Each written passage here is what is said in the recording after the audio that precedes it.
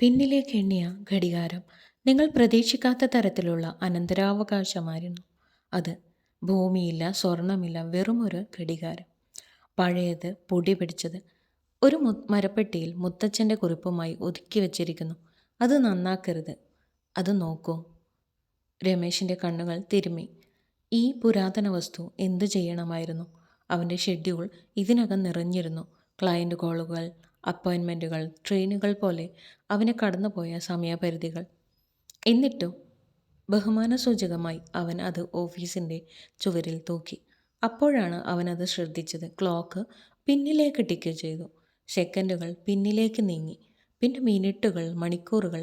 അത് തെറ്റായി പോയില്ല. അത് മറ്റൊരു വഴിക്ക് പോയി.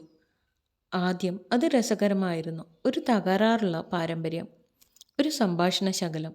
എന്നാൽ താമസിയാതെ അത് അവനെ അലട്ടാൻ തുടങ്ങി.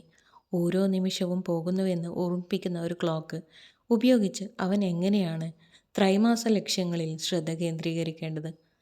അവനത് മാറ്റിസ്ഥാപിക്കാൻ ശ്രമിച്ചു. എന്നാൽ ഒരു ഡിജിറ്റൽ ക്ലോക്കിലേക്ക് നോക്കുമ്പോഴെല്ലാം അവൻ്റെ കണ്ണുകൾ പിന്നിലേക്ക് തിരിയുന്നതായി അവൻ കണ്ടെത്തി.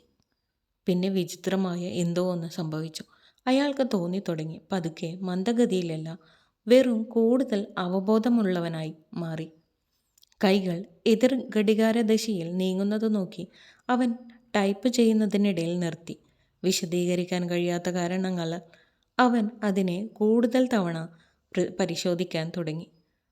അമ്മയെ തിരയാൻ തുടങ്ങി. മകൾ സ്കൂളിനെക്കുറിച്ച് പറഞ്ഞു. ഒരു പഴയ സുഹൃത്തിനെ വിളിച്ച് അവൻ്റെ സമയ ബഡ്ജറ്റ് കഴിഞ്ഞ ഫോണിൽ തുടർന്നു. അയാൾക്ക് മാറ്റാൻ ഉദ്ദേശമില്ലായിരുന്നു. പക്ഷേ എങ്ങനെയോ പിന്നോട്ടുള്ള ഘടികാരം അവനെ ഇങ്ങനെ ചോദിക്കാൻ പ്രേരിപ്പിച്ചു. സമയം തീർന്നു പോയാൽ ഞാനത് എങ്ങനെ ചിലവഴിക്കുന്നു? ആദ്യം അയാൾക്ക് കുറ്റബോധം തോന്നി. തിരിച്ചു പിടിക്കാൻ കഴിയാത്ത വർഷങ്ങൾ, അയാൾക്ക് നഷ്ടപ്പെട്ട ജന്മദിനങ്ങൾ, അയാൾ തിരക്കുകൂട്ടിയ സംഭാഷണങ്ങൾ. പക്ഷേ പതുക്കെ ആ കുറ്റബോധം അനുഗ്രഹമായി മാറി. മറ്റൊരു ജോലി പോലെ ഗുണനിലവാരമുള്ള സമയം ഷെഡ്യൂൾ ചെയ്യുന്നത് നിർത്തി.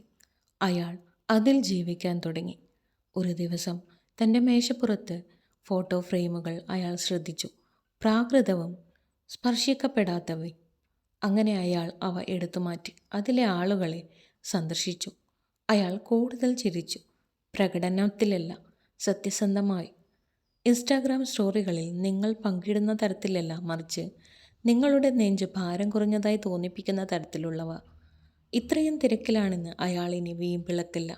എത്ര സൂര്യാസ്തമയങ്ങൾ കണ്ടു എന്ന് അയാൾ വീമ്പിളക്കാൻ തുടങ്ങി. ഫോണിലേക്ക് നോക്കാതെ എത്ര നേരം ഭാര്യയുടെ കൈപിടിച്ചു. സമയം നീണ്ടു നിന്നില്ല. അത് കൂടുതൽ ആഴത്തിലായി. അയാൾക്ക് ഒരു മൗലികമായ കാര്യം മനസ്സിലായി. നിങ്ങൾ പ്രധാനപ്പെട്ടത് എണ്ണുമ്പോൾ മറ്റെല്ലാം എണ്ണുന്നത് നിർത്തുന്നു. ക്ലോക്ക് കൂടുതൽ പിന്നോട്ട് പോകുന്തോറും അവൻ കൂടുതൽ മുന്നോട്ട് നീങ്ങി.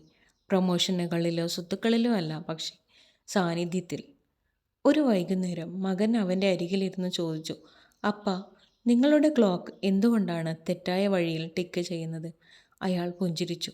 ഈ മുറിയിലെ ശരിയായ ദിശയിലേക്ക് നീങ്ങുന്ന ഒരേയൊരു കാര്യം ഇതാണ്.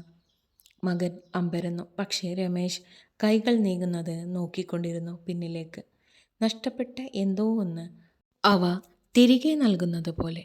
ഒരുപക്ഷെ ഒരു തരത്തിൽ അവ അങ്ങനെയായിരുന്നു. കാരണം ചിലപ്പോൾ ജീവിതത്തിൽ മുന്നോട്ട് പോകാൻ നിങ്ങൾ നിങ്ങളുടെ ശ്രദ്ധ തിരിക്കേണ്ടതുണ്ട്.